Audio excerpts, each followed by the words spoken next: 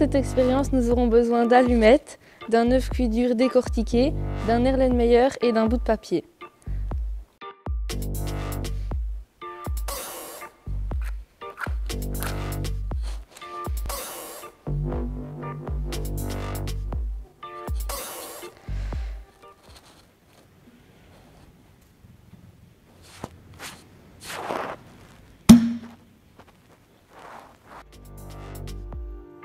Mais que s'est-il passé?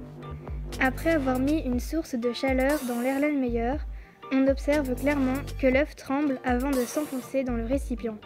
Cette observation est importante, on y revient plus tard.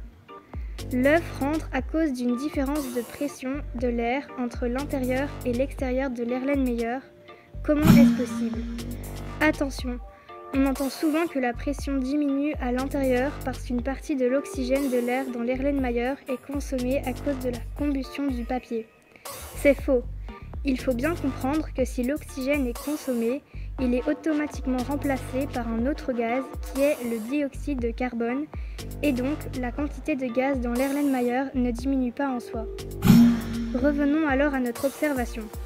On observe que l'œuf tremble, sursaute, et on peut expliquer cela par le fait que de l'air est en train de sortir de l'Erlenmeyer.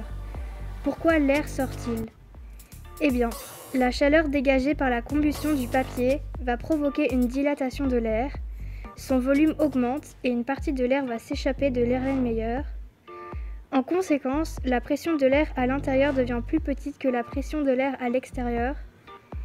Il y a une deuxième explication. Dès que le feu s'éteint, l'air à l'intérieur va se refroidir et donc se contracter, ce qui accentue le fait que la pression de l'air à l'intérieur diminue. C'est donc la pression de l'air à l'extérieur qui est en fait la pression atmosphérique qui va faire entrer l'œuf dans le récipient car elle est plus importante que la pression de l'air à l'intérieur.